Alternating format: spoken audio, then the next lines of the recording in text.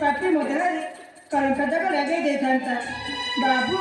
mutuma pakare chirare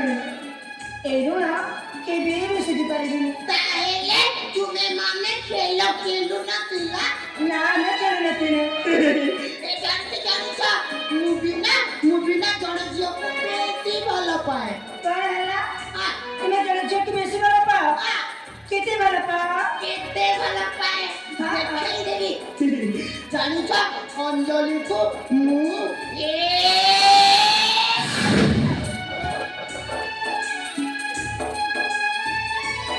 इतने वाला पाए कौन करेगा वाला पाए काना करी तुम कितने जानी ना मैं जानी देखा अंजलि तुम वाला पाउची माला पाउची ଆଉ ଅଞ୍ଜଳି ଆଉ ମୋର ବାହାଘର ହବ ତାପରେ ନା କହିବିନି ଲାଜ ଲାଗୁଛି ଏ ବାବୁ ତୁମେ ଯଦି ନ କହିବ ତାହେଲେ ମୁଁ କେମିତି ଜାଣିବି ତାହେଲେ ତୁମେ କିଛି ଜାଣିନ ନା ମୁଁ କିଛି ଜାଣିନି ଠିକ ଅଛି କହିଦଉଛି ଦେଖ ଅଞ୍ଜଳି ଆଉ ମୋର ବାହାଘର ହବ ବାହାଘର କିଛି ଦିନ ଗଲା ପରେ ବାହାଘର କିଛି ଦିନ ଗଲା ପରେ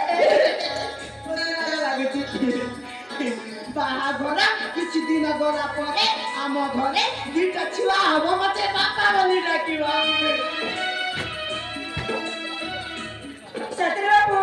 ତୁମେ ଏତେ ସମୟ ଦେଖି ଜାଣିଛ ମୁଁ କଣ କହୁଥିଲି କି ତୁମ ଘର କୋଉଠି ଆମ ଘର ବଡ ଘର ଆଉ ତୁମ ଘରେ କିଏ ଅଛନ୍ତି ତୁମ ମାତା ପିତା ଭାଇ ଭଉଣୀ ତୁମ ପରିଚୟ ଦେବାକୁ ପଡିବ ମୋ ପରିଚୟ ମାନେ ମୋ ନିଜ ପରିଚୟ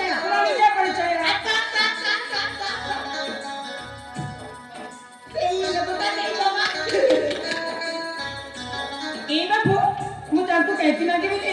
ମୁଁ ତୁମକୁ କହୁଛି କାହିଁକି ନା ଆମେ ସମସ୍ତେ ଗୋଟିଏ ଗାଁର ଲୋକ ଏ ବାବୁ ମୁଁ କେମିତି ଜାଣିବି ଯେ ତୁମେ ସମସ୍ତେ ଗୋଟେ ଜାଣିକୁ ପାରେ ଦେଖ ଅଞ୍ଜଳି ଦେଖିପାରିଛ ନା ମତେ ଡାକୁଛନ୍ତି ମୁଁ ଯାଉଛି ଏ ବାବୁ ଶୁଣ ତୁମକୁ ଆସ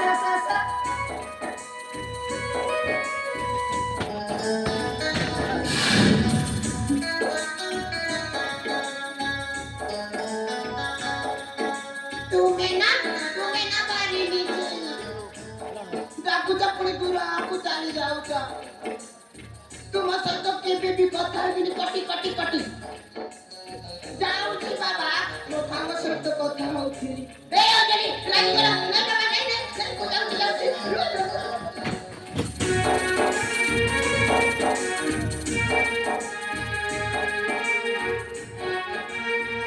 ଏ ସାଥୀ ମାନେ ହାଲୋ ଦେଖାଲୋ